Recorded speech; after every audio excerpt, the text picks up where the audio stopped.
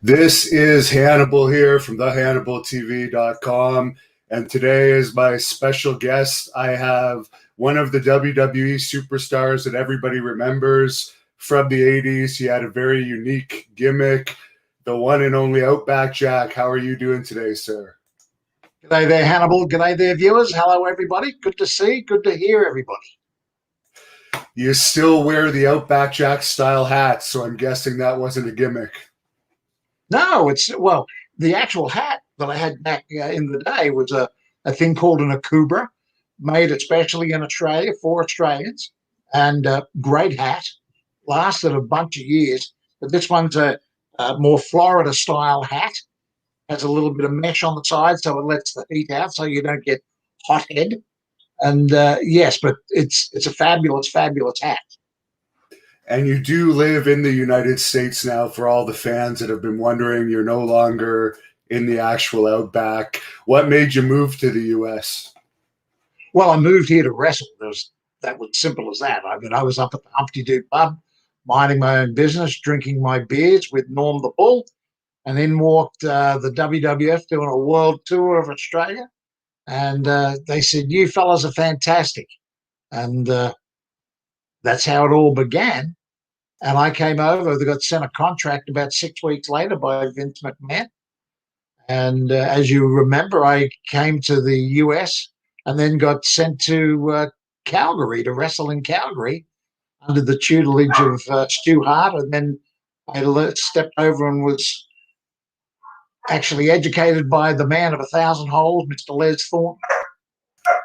I actually trained in Calgary too for my wrestling career, and I was very good friends with Les Thornton out in Calgary. He unfortunately passed away a couple of years ago, but do you have any memories of training with Les that you could share with us?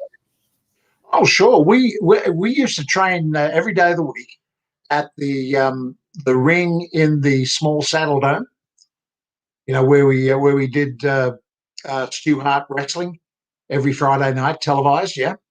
So we used the ring from like 10:30 in the morning till I think about 12:30, and then we'd go back, get showered, shave, shampoo, go and meet up, and get on the two vans and drive off to the location of wherever we were going to wrestle that night. We'd do the shows.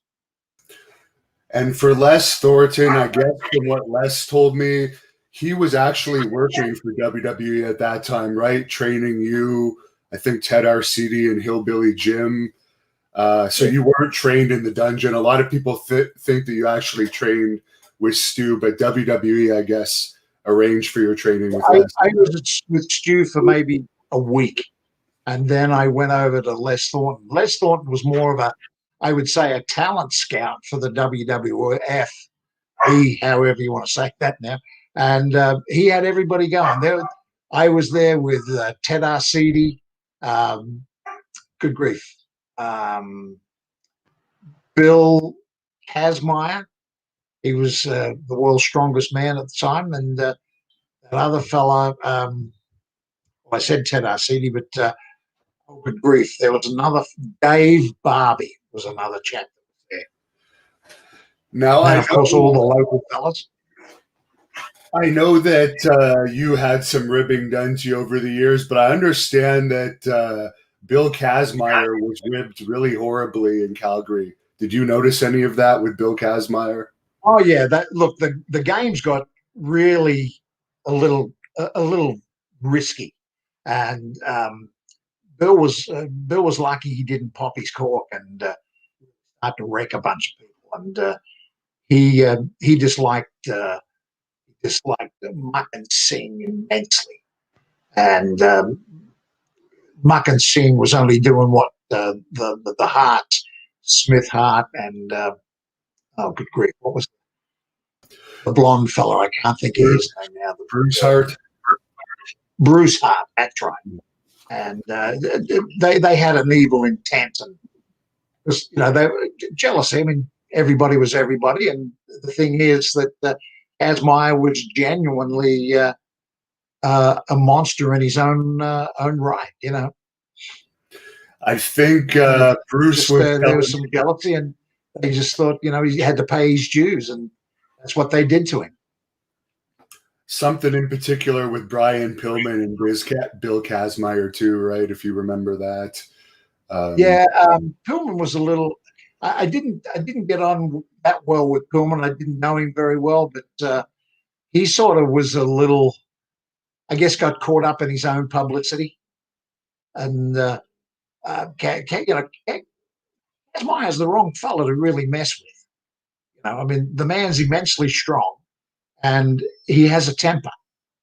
And the only difference was, poor old Bill, he couldn't fight to save his life. he didn't have the ability of a street fighter. And there's a big difference there. When you want to go down that road, you better know what you're doing. There's a fan on here, Jefferson E. White, that says, "I bet you don't miss the weather in Calgary." Oh, good grief! Mate, I had come over. I came over in let's see, what was it? October, I think. I had just left Humpty Doo, and it was 110 degrees, and probably at the time about 92% humidity.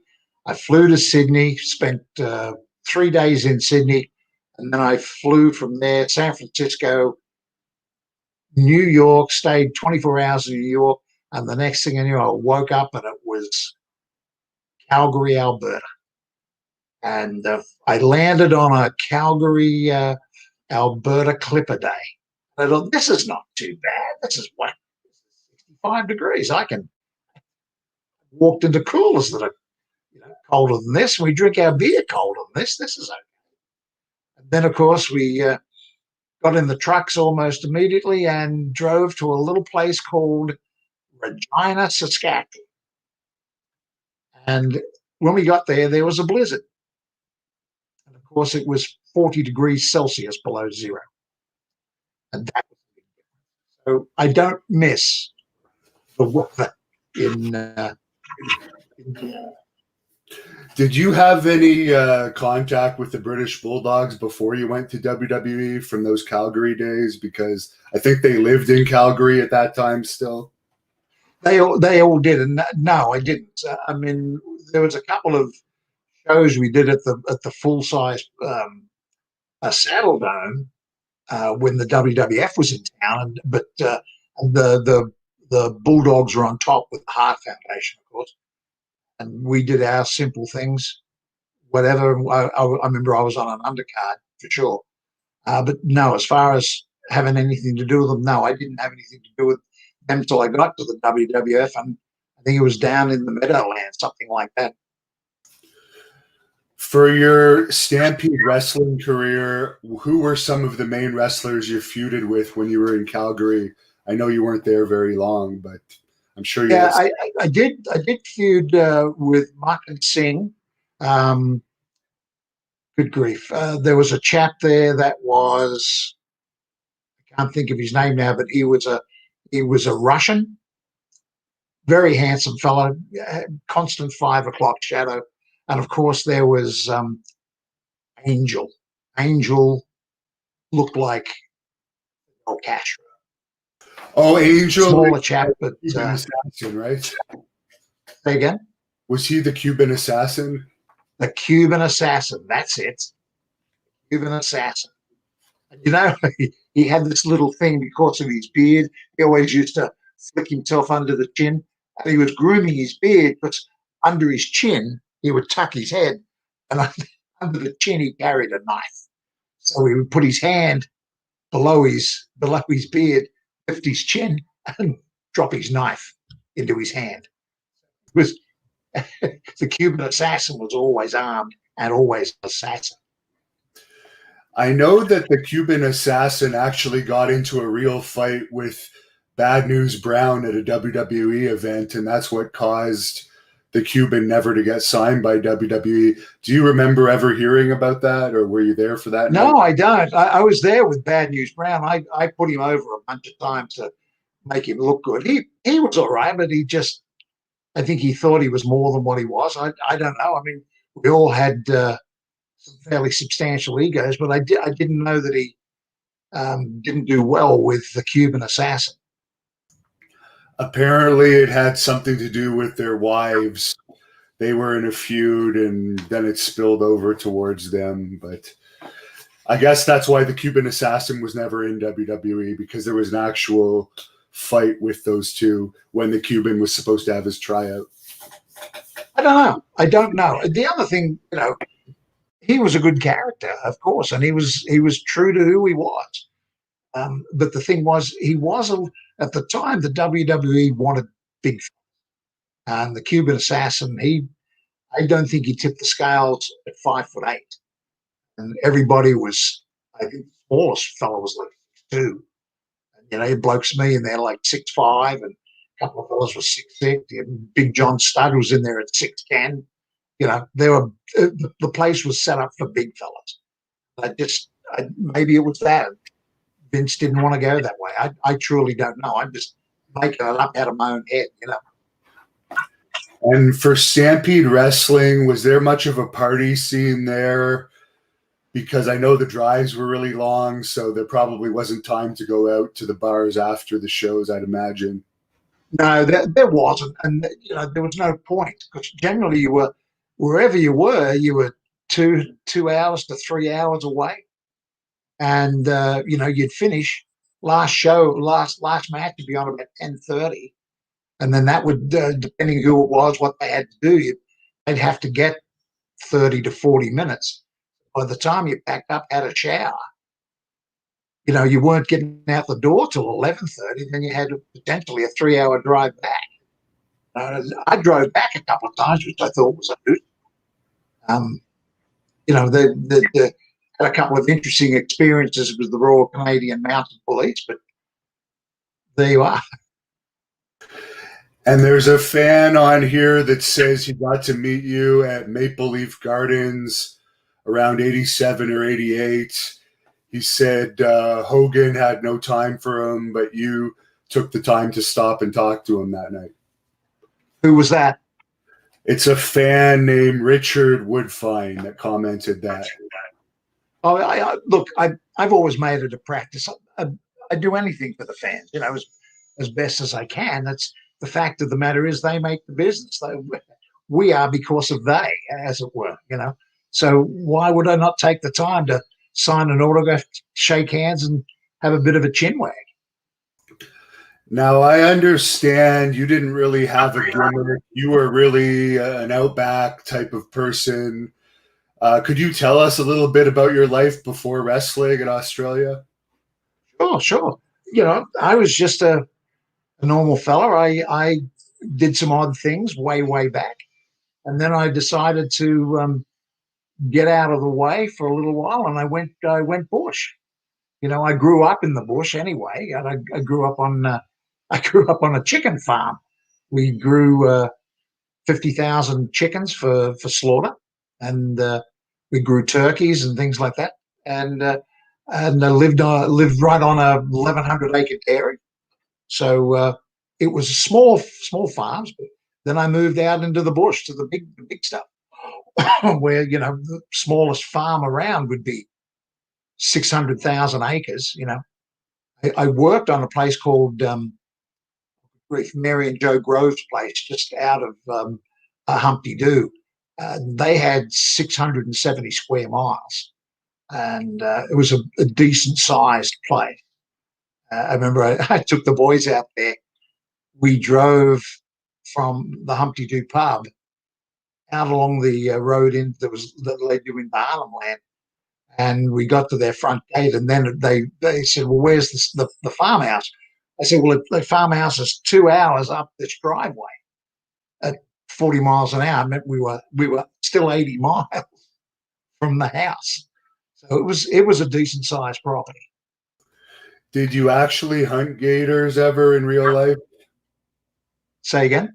Did you actually hunt alligators ever? Because I think maybe it was a crocodile on your back, but that Yes. was part of your gimmick. Did you ever actually do that? Oh, mess with crocodiles, of course. Yeah.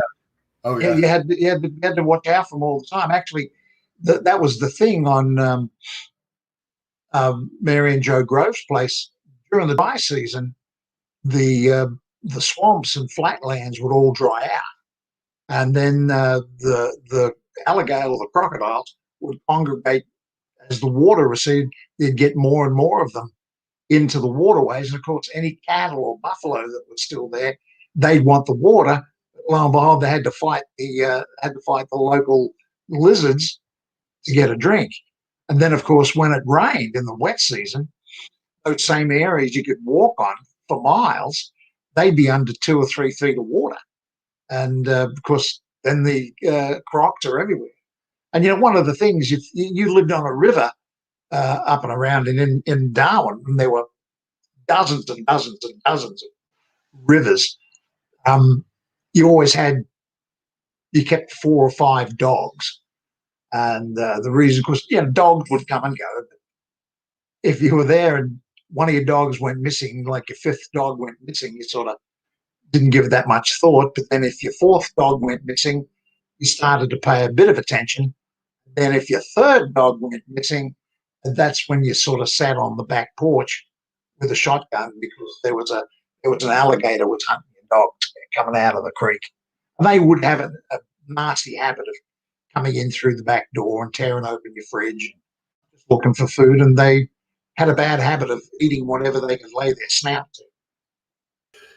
Did you ever have any bad experiences with a snake? Because I know there's a large amount of venomous snakes in Australia. Yeah, the snakes are terribly bad. You've really got to keep your eye out. And you've just got to, if it's a dark color, like black or brown or bronze or anything like that, it's poisonous. That goes for most of them. Sort of like any spider, if it's dark, black, or it's going to also be poisonous. Ones that are bright coloured are going to generally be that way to keep their natural predators away. Other than those blue tree frogs and green tree frogs that are deadly poison in South America. No, the snakes over home, you would have the fierce snake, about a 10-foot long, darker coloured snake with a copper head that was about a foot. The head was colouring was back about a foot. That thing, if it bit you had about no chance to live. The eastern king browns, deadly. I mean, all of them. And of course, you've got all the sea snakes if you go into the water. And the sea snakes were even deadlier than some of the snakes. Have you ever seen the Crocodile Dundee movies that were popular in the 80s? I missed that one. Say that one again, Hannibal. I was wondering if you ever saw the Crocodile Dundee movies that were popular. Oh, of course. Yeah, I was a semi-half-baked mate of Paul Hogan, and I was a closer mate to the fella Donk in all those movies. Steve Rackman is his name. He and I had been mates for years. I spent some time in Sydney. There's a fan on here asking if you could say Paul Hogan's line from that movie. That's not a knife. That's a knife. Not a knife. That's a knife. That's great. Now, when they called you up from Stampede Wrestling to WWE and they did all those vignettes with you to bring you in, what was your experience recording all those mini movies to kind of introduce the fans to you? Was it Bruce Pritchard working with you for those? No, that was done by 2 fellas, Timmy White and Steve Taylor. Steve Taylor was the photo journalist, for want of a better term, and photographer for all WWF magazines. And Timmy White was also part of International, and he went around and was a talent scout as well with Arnold Skolin. And we used a local videographer up in the territory, and then another local videographer down in Sydney when we did this stuff at the Sydney Harbour Bridge and on Sydney Harbour and the Sydney Opera House. And I understand your first actual WWE match was in Madison Square Garden itself. The most memorable match I had, I thought, was Madison Square Garden, because I mean that's the mecca, isn't it? That's the place everybody wants to go. And you go in for the first time, and lo and behold, you're out there dancing and prancing in front of 29,000 people. That's like nothing I'd ever experienced before. But it was great. Who were some of your favorite matches from WWE? Oh, I loved working with the Mighty Hercules. I remember we had a match once in Hershey, Pennsylvania. We ended up having to get 45 minutes, and he was great. And we had the people hanging from the ceiling. And some of the other early ones, when I first got in there, was with Moondog Spot. We did a bunch of singles matches throughout the smaller places, Scranton and Allentown and stuff like that in Pennsylvania. And we had them popping from the ceiling. And a lot of people remember your Snake Pit interview with Jake the Snake. It looked for a while in that interview like he was going to attack you. Was that planned out at all, or in those days were those interview segments just off the cuff? Everything there was all off the cuff, and I found it a little odd. I'm Outback Jack, for goodness sake, and he's got a bloody python in the sitting there, whatever the hell the thing's name was. I was supposed to be scared of this thing. I mean, for goodness sake, I was going to turn it into a pair of boots and a belt. But you just didn't know with him. And I caught on the backside of my eye, I caught King Kong Bundy and a couple of others, and Bobby Heenan's crew. And I thought, yeah, for sure, they're going to come out and I'm going to get a beating here. So I had a knife already, and so it may have been a little dull, but it was there was a lot more going on behind the scenes. I actually heard you say in an interview that you had some behind the scenes issues with Bobby Heenan. Could you elaborate on what issue was going on there? Oh no, not at all. No. I mean, Heenan. I didn't have any issues with Heenan. I mean, Heenan was Bobby Heenan. But I just treated him with respect because he was a senior member of the faculty, as it were. I mean, I never had any animosity towards him at all. And I met his wife a couple of times. So behind the stage, it was you treated his wife respectful, you treated he respectful, and it was okay. But when you got switched on to do business, well, business is business, Now, I live actually very close to Montreal here in Ottawa, Canada, and I heard you say in another interview you had a match at the Montreal Forum where you were wrestling Steve Strong and he tried to shoot on you. Oh, yes. Could you tell us that story? That was probably the worst match I ever had. Steve Strong was known for being a crowbar. And aside from the fact that he had a magnificent body, he's got a mind the size of a peanut, and he just, beyond that, not very talented. And I don't know whether he was told by the people that they were set up the match to give me a beating, but he tried and it didn't quite work. And he was not a happy pup afterwards back in the back room. I remember I drove my fist into his belly right up to his backbone, and he had to go over. I picked him up, slammed him to the roll-up small package, 1, 2, 3, threw him off, and got up and just left. He landed a bunch of good punches. I mean, he hit me so hard in the jaw, I went back along the side of the ropes there, and I thought, Jesus, if I don't hang on to these ropes, I'm going to fall down. And this prick's not going to knock me down through that. And he wasn't even under contract with WWE, would he? He would have just been like an extra, wouldn't he? just working in. He tried to get in several times, and he pulled the same stunts at TV, and he beat up on these young jobbers at TV, and I mean beat them up. It's like it's unnecessary. This kid's going to put you over and make you look good. What do you leave a knuckle imprints in the side of his head for, you moron? He wasn't a nice fella. I don't know what he's doing now, and quite frankly, I don't care. He's kind of fallen off the radar, and there was actually two Steve Strongs, and the one from California is a really nice guy. The one you're talking about, I think, is Steve DeSalvo or something. His last name. I don't know. He was ripped, and he was like 6'2" and 280, and he played like he was some sort of defensive linebacker or something. But I mean, he was a piece of crap. Now you're married, and I'm pretty sure your wife is in the room, so I won't put you on the spot too much with this question. But Sean Wood is asking if you have any good rig rat stories.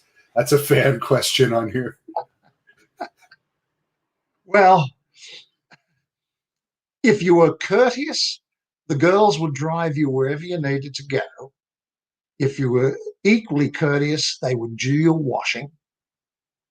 And you just, again, treated them with respect. And occasionally, if everybody got lonely, everybody sought comfort in one another's arms. There you are. And that's all I have to say about that. Back in those days, you guys were almost like rock stars, 3 events a night, usually sold out. You were on NBC television. Did you notice you were getting recognized everywhere, especially with your teeth? Good grief, yes. But when we calculated it out, the amount of TV we're doing, as you said, three shows a night, it worked out that 70 million viewers watched us on a weekly basis. And you couldn't go anywhere. The very first time I went to Madison Square Garden, I didn't even know, it didn't even give it a thought to sort of catch a cab to get into the underground parking. I just walked up to the stage door. I found myself in a crowd of about 4,000 people wanting autographs. And the same thing happened actually up in Winnipeg. The only hotel there at the time was the, good grief, was it called the Ice House or the Iceberg or something? Was that Pittsburgh? And we were across from the Winnipeg, right across the street from the ice hockey arena. So we'd wrestle there, go back, and I mean, the first time I wrestled there, it must have been 4,000 people outside, and it took me probably every bit of an hour and a half to go 300 yards to get from the arena to the hotel, and 3 times I had to change my hotel room so I wasn't getting visited by the wrong people. Well, Winnipeg was always known as being a good wrestling town too, I think. Oh, Winnipeg was great.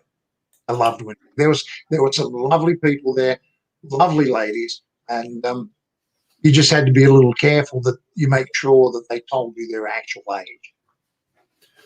Now, Tony Smith is wondering if a fan wants to get your autograph, is there a way for fans to write to you or send you money or anything to get an Outback Jack autograph? I don't do autographs for money for fans. If somebody wants to send me a thing to be autographed, I'll autograph it and send it back. The best way to do it is if you've got a mailing thing, have them send it to you. You can forward it on to me, and I'll sign it and I'll send it back directly to them. As far as money's for doing what I do, no, I don't do that. That's my signature's free.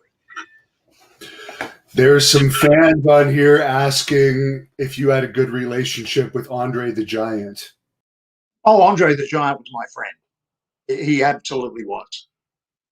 He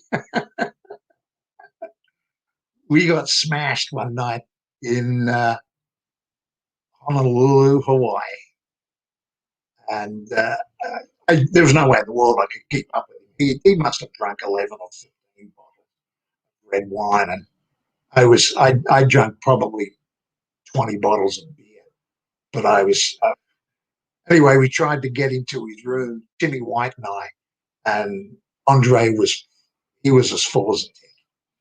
Well, I've got him under one armpit. We get him through the door, and as he's going, he lost balance and he fell against the door jamb with my head between his arm and the door jamb.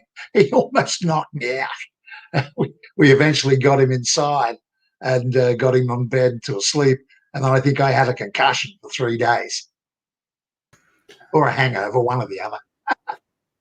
Did you ever travel with him on the road if you got along with him? I know that he used to bring some of his companions along with him from time to time. Sure. I mean, you know, we would always end up in the same place as far as riding in a car with him or anything like that. No, that was reserved. Timmy White used to drive him, and he had a couple of his mates there, Frenchie and a couple of other chaps, and you know, he was always well taken care of. He had an entourage that he needed, you know. And as far as I'll tell you another story about him. Oh, sure. We went to Sydney for WrestleMania 3, and we were promoting WrestleMania 3. And we were staying at the Sheraton Wentworth, a 5-star hotel in Sydney, and it was my birthday. And Andre bought dinner. You could never put your hand in your pocket when Andre was around. Anyway, after dinner, the question came out about dessert. And then about 5 minutes later, out comes this beautiful 7-layer dark chocolate layer cake, March icing over the top with "Happy Birthday Outback" on it. And that was amazing, absolutely amazing. And we sat there, and between the four of us that were at dinner, we ate the entire cake. Now, you were legitimately 6'6", weren't you? And over 300 pounds, for those wondering. Oh, 300 pounds, legitimate 6'5". So very big boy. I was told lots of people wanted me to ask you about the Bulldogs allegedly targeting you, and apparently at one point they halcyoned you. Could you tell us where that started? Apparently Dynamite Kid claimed that you said you could outdrink any Englishman, and it kind of snowballed from there. Yeah, I just wanted to have a beer, and you know, it's one of those things. I could drink you under the table, you know, just simple bravado. And of course, he dropped a couple of halcyons in a beer, and I was completely screwed up, and that just started from there. And he was a nasty piece of work. And look, he's gone, and that's too bad. And we did not like one another, and he was a bad man. There's no dusting it or being delicate about it. He was a bad man, and he did that stuff to a lot of people. A lot of people got hurt. He was a bad man. So I guess you weren't shedding any tears when the thing happened with the Bulldogs and the Rougeaus with Dynamite and Jacques. No, look, as far as it has to be done, someone was going to belt him at one point. Somebody was. I mean, there was an incident that took place in Phoenix that didn't go down well, and we had TV the next day, and he was going to be lucky that I was most assuredly probably, if I'd have got close to him, I was probably going to stick him with a knife. It was that bad. But he and the Hearts were shanghaied back to Calgary. I didn't see him for a month and a half. That's the bad stuff he did, and I bowed out of the scene. It's not that I couldn't take it anymore. I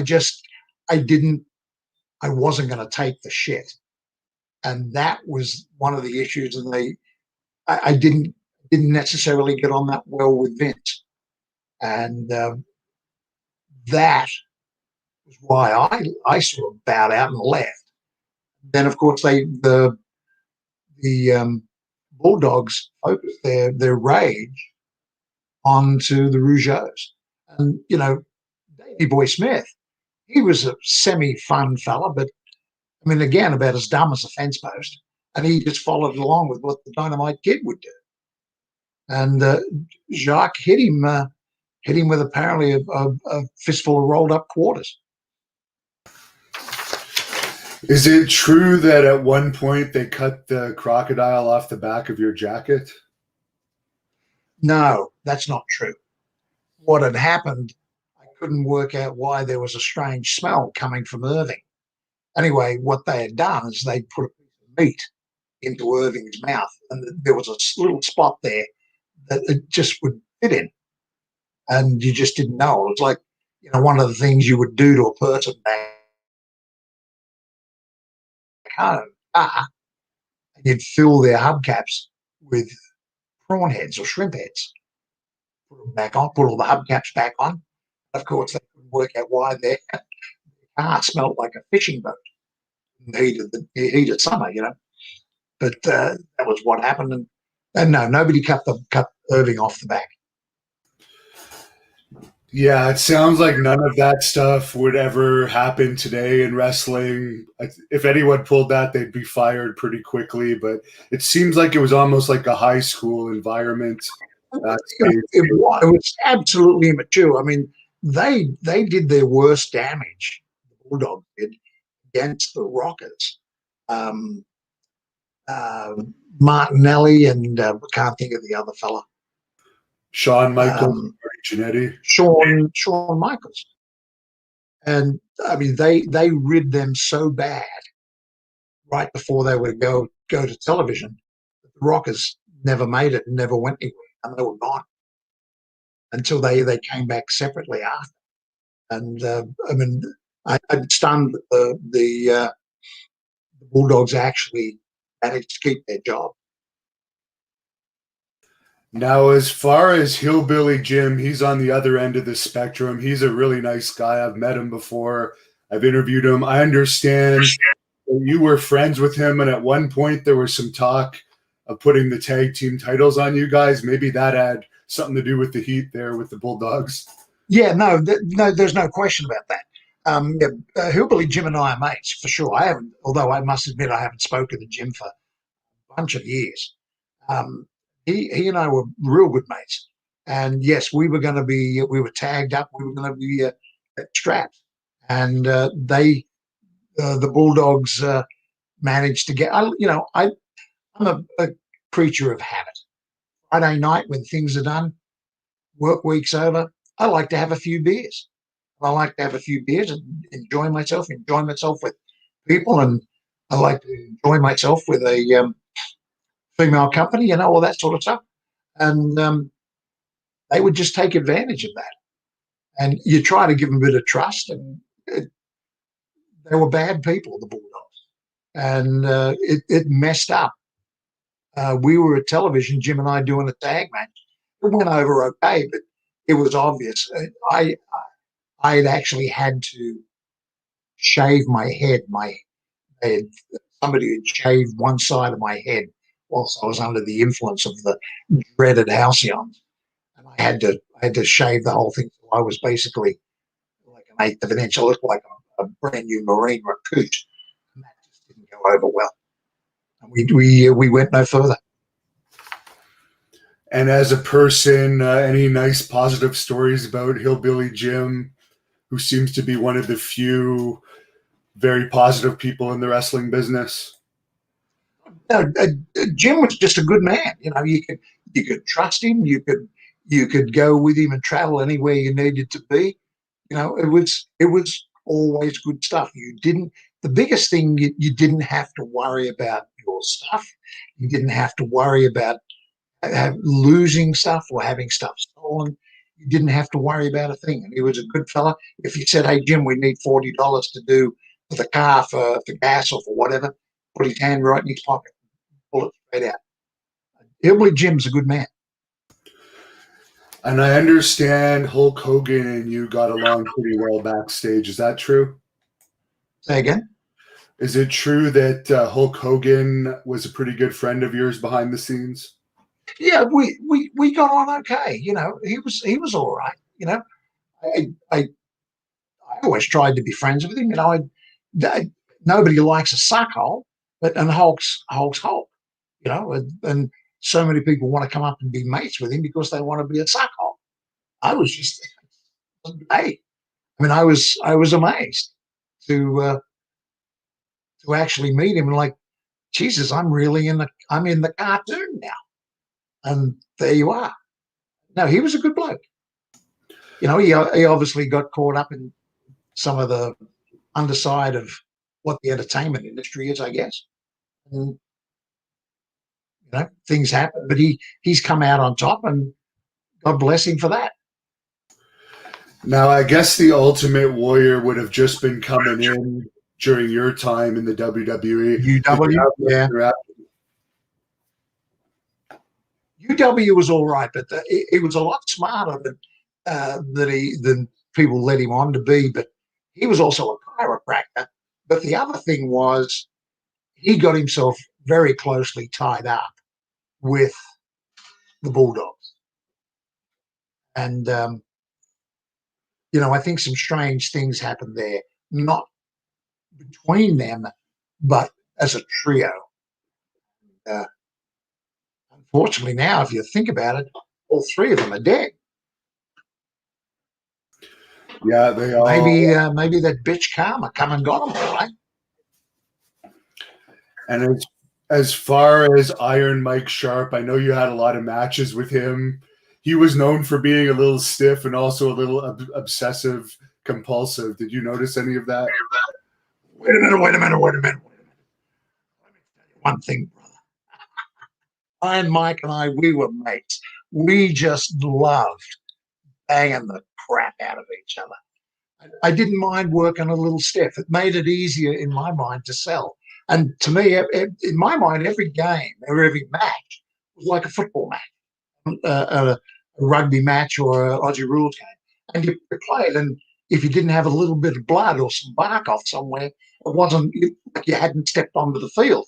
And you could always guarantee on having some bark off your body, a welt or a bruise or a nick or a cut from going around with Iron Mike Sharp. And him and his that gauntlet he had. If it came undone, you had to watch out where it went because he would wrap around your face and cut the head off. Iron Mike Sharp was wonderful. He did have that one little mix up with Billy Jack Haynes. Were you backstage when him and Billy Jack got into it after a match? No, I'd heard about it. I was on a different cycle. I was on a different tour group at that point. Apparently they did because I think Iron Mike thought he could. He thought he could fight. He can. I mean, he could. But I think Billy Jack Haynes came from a bit of a tougher school, and I think Billy Jack threw a left hand that just Mike didn't know what was going on, and he was sitting on the ground on his ass. And I think one of the things, Iron Mike had been a Golden Gloves contender or something like that, so he could box. But again, when you get in the locker room, there's no Marcus of Queensbury rules. Very true. And how did you get along with the Junkyard Dog? Oh, JVD, Junkyard Dog, and I, again, we were mates. We were fabulous mates. He was a good man, funny as all get out. We're going through the South one time. This is a horrible story, but it's funny. I'm driving because I always wanted to drive, and at the time we always had those wonderful deals of either on a Lincoln Town Car or a Cadillac. We're driving a white Cadillac, white leather interior. We're going into this town, and Junkyard Dog says, how we doing on gas, brother? I said, Dog, I think we've only got a quarter of a tank. We better get some gas. He said, okay, let's pull into this next town. We're coming into this little town somewhere, I don't remember Wearsville. And on the town sign under the bottom of it said, "If your ass be black, don't let the sun set on it in this town tonight." KK. And I was like, I couldn't believe it. And JVD says, "Don't you stop this car. Don't get out and take a photograph. You just drive through. We'll get gas in another town." And we didn't stop. Oh boy.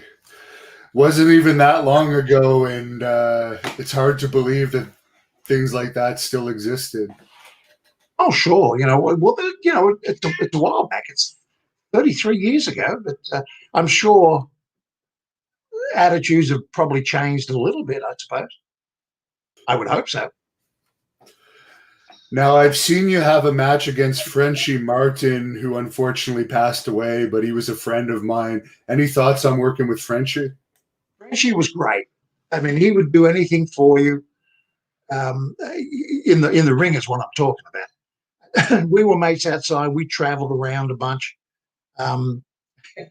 We had an interesting, fun time. We were doing a tour of Europe, and we had an interesting, fun time at the nightclub Regine's in Paris. And Michael Douglas came over and shook our hands and took photographs with us and had drinks and beers. And we sat down with a table full of very wonderfully gorgeous, long-legged women of the Vogue variety, which was wicked cool. But I remember one time, Frenchie Martin and I, we were doing some state fair somewhere. And it's summer and it's like 92 degrees, 96 degrees, and it is hot. And of course, the ring's open air, and we go in and we're gonna warm things up. Well, I hip tossed him or something like that. Anyway, he landed on the mat and he sprung up like I'd thrown him down on a barbecue grill. He said, "Jesus, that is scalding." The mat was about 140 degrees from sitting in the sun for 6 hours.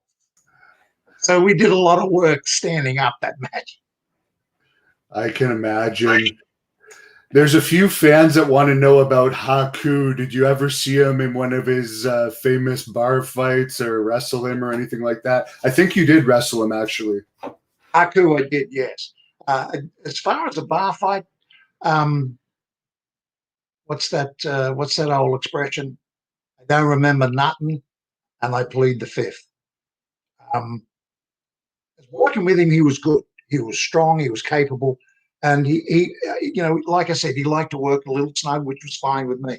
He was a very, very capable wrestler and worker. And, secretly, probably one of the toughest men you'd ever want to meet.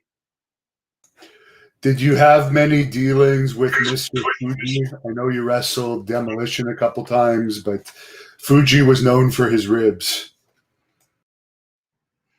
Fuji never did a thing to me. Fuji was an absolute gentleman. Absolute gentleman. As a matter of fact, he would come up to me. We would travel a couple of times on the same circuit. We'd catch the same flights, the same locations. And he'd come up to me and he'd say, "You got your ticket?" "Yeah." "Give me your ticket." So I'd hand him over my ticket. He'd go up to the ticket counter and yabba yabba, talk, clickety clack, come back. He said, "Here, we upgraded." He did that to me like 5 or 6 times, and he had zillions of miles. And the other thing I did not know that he was the cousin of, or sorry, brother-in-law of Senator Inouye from Hawaii. But Fuji was also, he could get nasty.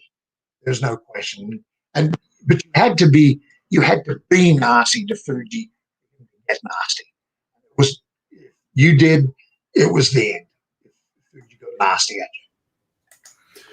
you. Did you ever actually wrestle in Australia under the WWE back when you were in the WWE? No, never. We never got a chance to go then. That's really too bad because you would have been over like crazy over there, I'd imagine. Grief, yes, no question. And I guess Jim Troy was the head of International at the time, and I guess he just couldn't put a tour together. Well, maybe if they ever do a WrestleMania there, they'll put you in the Hall of Fame because they always put the locals in the Hall of Fame whenever they do WrestleManias in an area. Do you think you'll ever be in there? Because you were a very memorable character. It would be a great honor to be in the Hall of Fame because everybody that's in there deserves it. And even though my career was relatively short, I've been loyal to the business. I've said a few controversial things about people that are controversial, and if you can't take a little bit of straight talk, well then tough titty. And if you don't want to put me in because of that, then you're a bitch. And simple as that.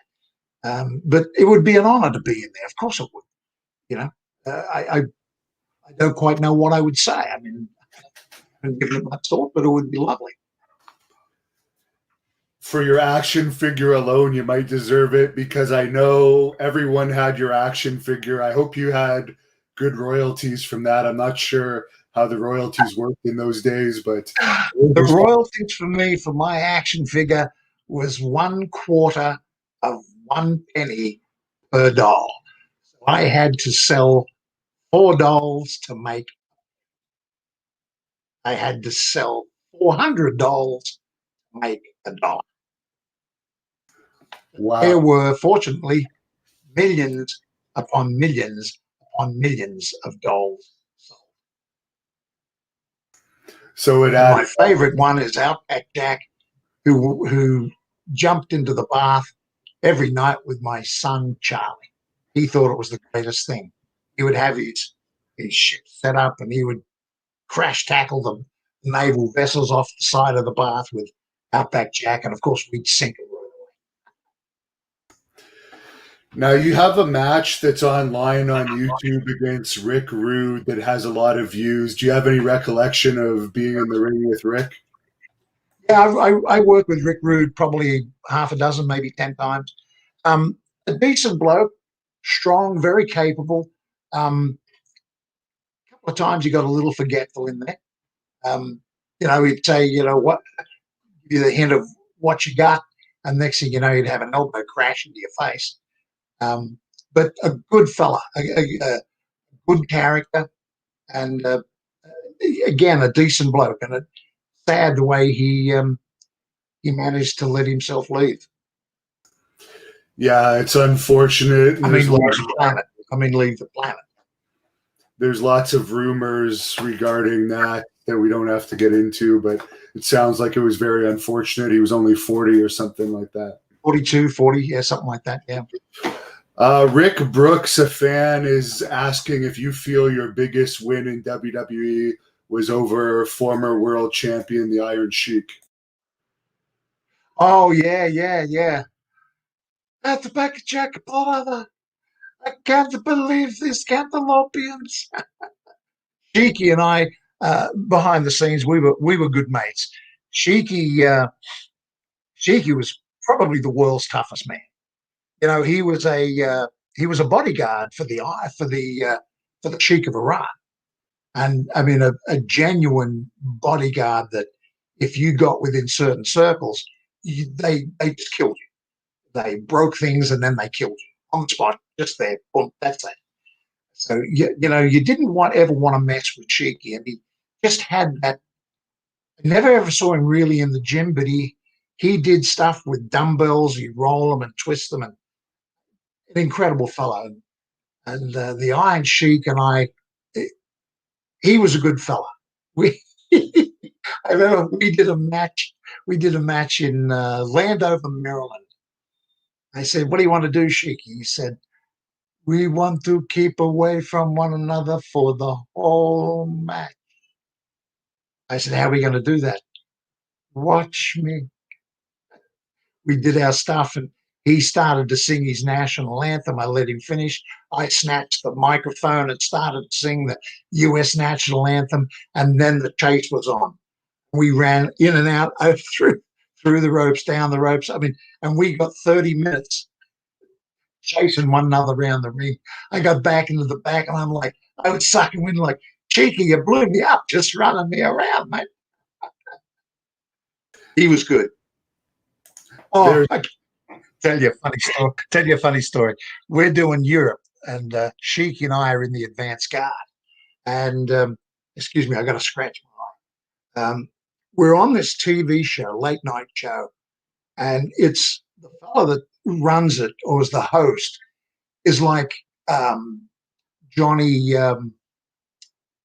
Good grief, the late night show host, Johnny. Johnny Carson. Good grief, I'm getting Alzheimer's. Johnny Carson. Johnny Carson. There you go. But this fellow was in like 7 countries. You know, France, Italy, Germany. I mean, all over. And we're doing a tour. We're going to be there in about 4 days. And we're talking, and Sheiky's on one side of the stage, I'm on the other, and Sheiky and I have worked out a spot. Yeah. And again, we're gonna go to fight one another, and Sheiky's gonna get on his bike, and I'm gonna chase him. Yeah. So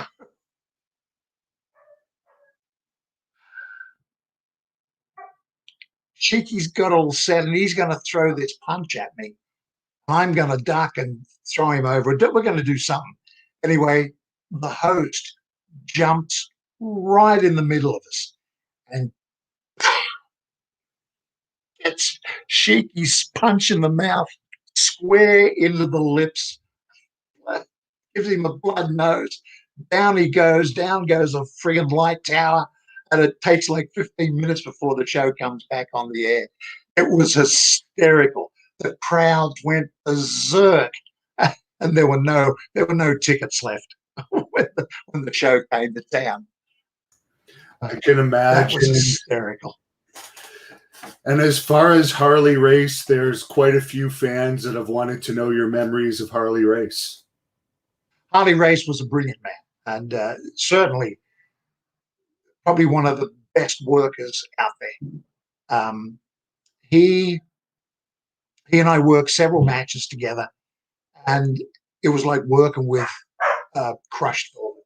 It was smooth. It was beautiful. And he was a lot stronger than he looked, you know. And I just followed his direction. He made me look good. He got up ahead of heat. I'd stop him, and he obviously was going to go over. That's the way of the world at the time. And but we looked good doing it. And Harley Race was absolutely fabulous. Is there any reason why you never went to the NWA or AWA after your WWE run? It seems like you could have done better if you had kept going, but were you just disillusioned? No, I don't know.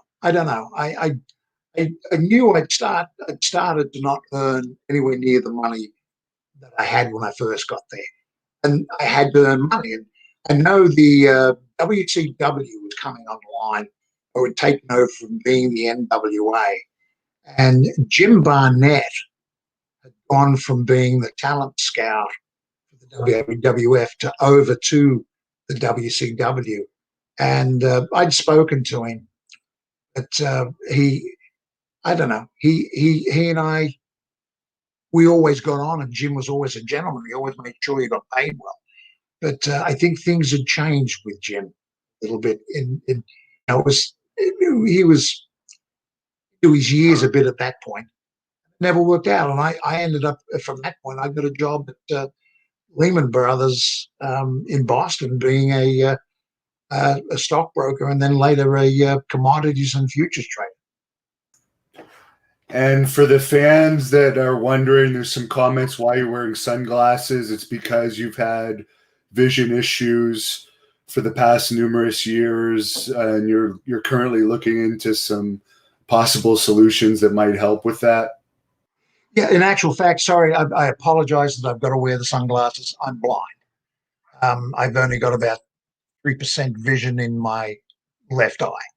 As a matter of fact, today I was at a eye surgery place, Baskin Palmer.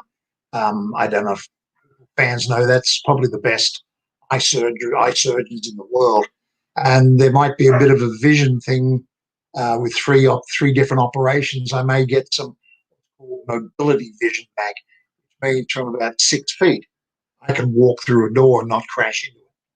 So that's a good thing. You know, as the old expression goes, in the land of the blind, the one-eyed man is king. And what was your lifts like in the gym? The fans always want to know, like, best squat, bench press, and deadlift, for instance. If we see is that a cat in front of you? I think I do. Walking in front of your screen. Oh, that's Bootsy. I'm sorry, Bootsy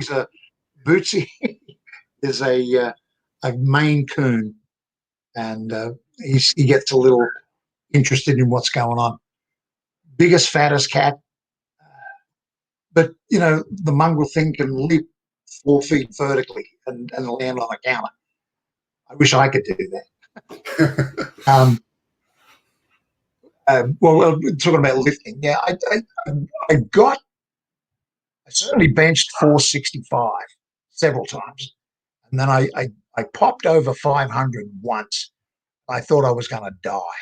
I thought my arms were going to come out. I thought my shoulders were going to blow out, and then I never did it again. So bench wise, I stayed between 365 and 465. And as far as squats go, I never did squats. I refused to do them. So I'm too tall.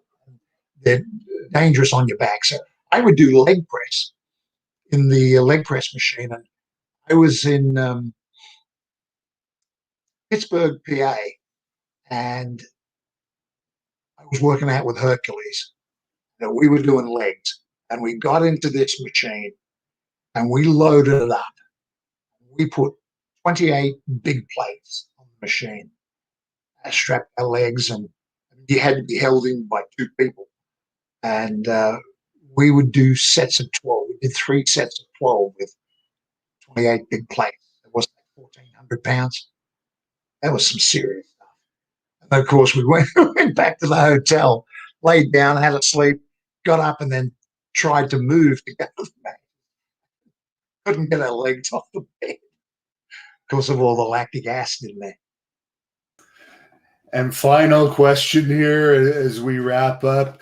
Were you disappointed at all that they never turned you heel at the end and maybe gave you a run against some of the big baby faces in WWF at the time? No, I wasn't. The only thing I really was disappointed at, Vince brought in this bloke called the Skinner, who was obviously a Hunter and Skinner, but he was the perfect heel, and I thought the perfect foil, Outback Jack, as an animal activist. I thought we could have gone around the country months working that gimmick and that angle. But he wouldn't do it. And you know, look, if Vince didn't think of it, he wouldn't do it. Simple as that. Well, your fans But you can see where I go, how that would be just a natural fit. Outback Jack versus the Skinner. Oh yeah, and it would have boosted Skinner up a little bit too, because Skinner didn't really have any memorable feuds. He didn't really go anywhere. No.